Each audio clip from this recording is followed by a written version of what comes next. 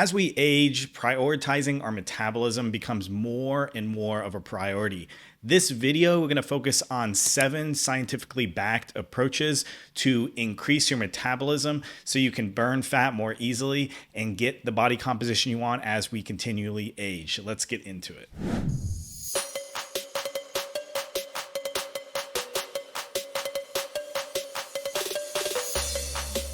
And don't forget to stay to the end because I'll be sharing my special workout guide that I use personally with myself and my clients so you can stay on track more easily and more effortlessly achieve your workout goals.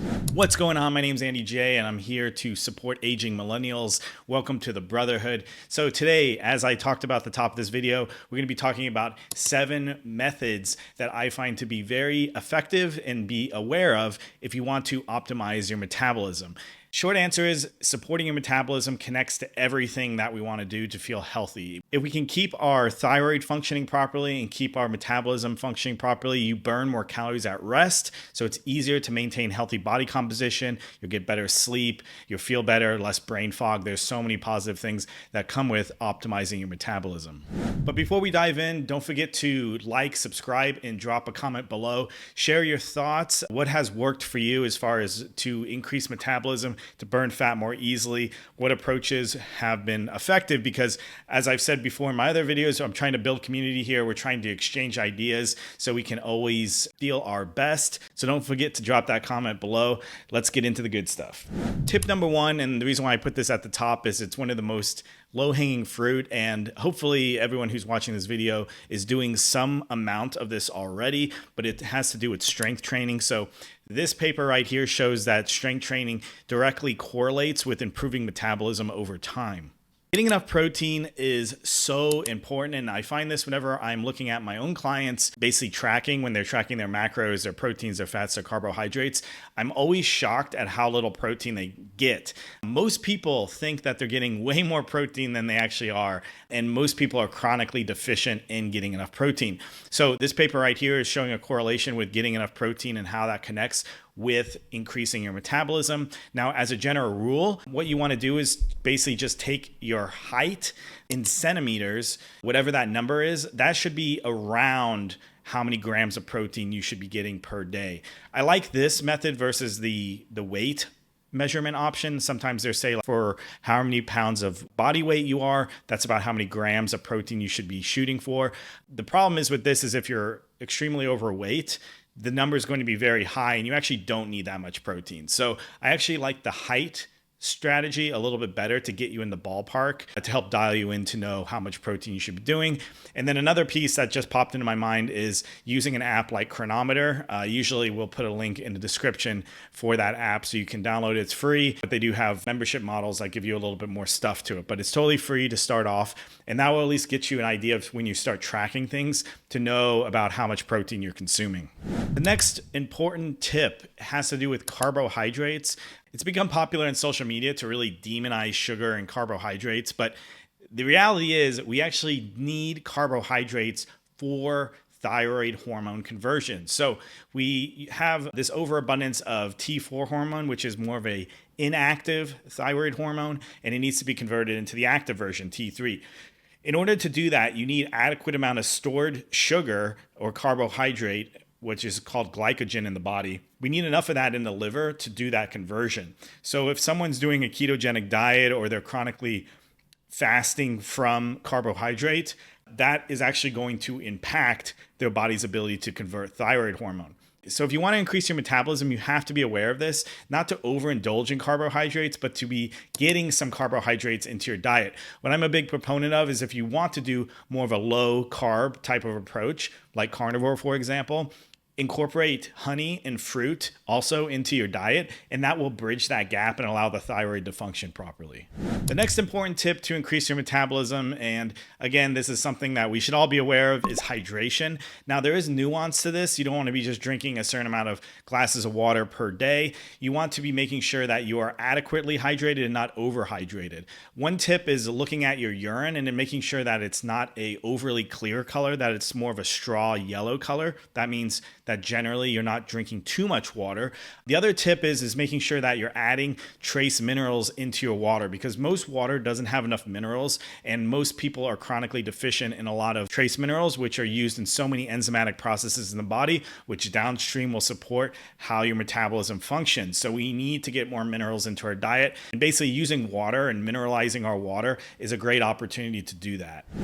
Tip number 5, and this is a little bit of a controversial topic because there is some debate on this, but in my experience, I do find this to be true.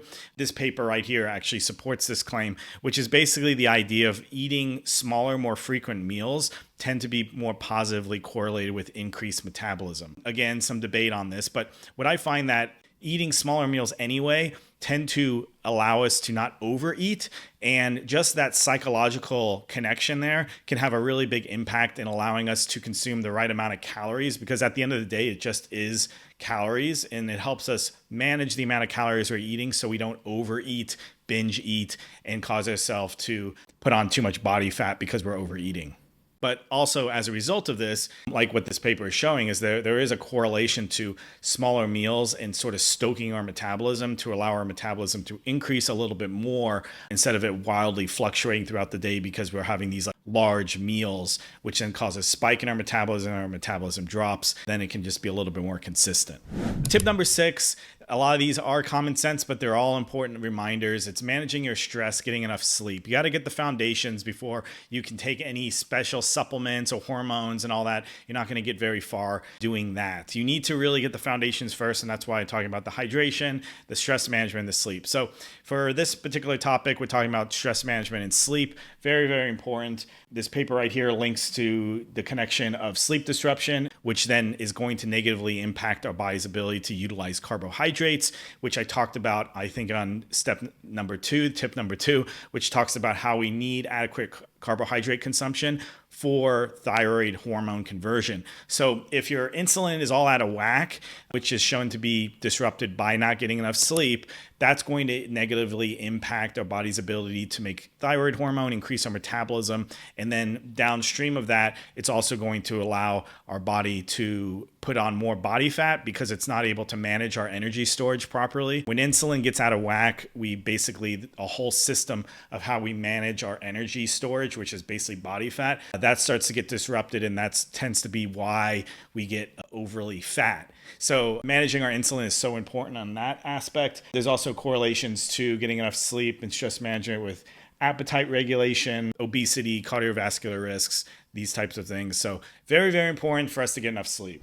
And the final tip that I want to mention is just being mindful of your level of activity throughout the day. So if you're sitting on your butt too much, create opportunities where you're getting up a little bit more, getting active, and just these small moments of just being a little bit more active than being sedentary can have a large impact over the course of your week, allowing you to increase your metabolism, allowing you to burn more body fat. That can be very positive. In another video I talked about, I'm a big proponent of using a standing desk. I put a link in the bio of the one I use that you can put on any desk, and you can then convert any standard desk into a standing desk.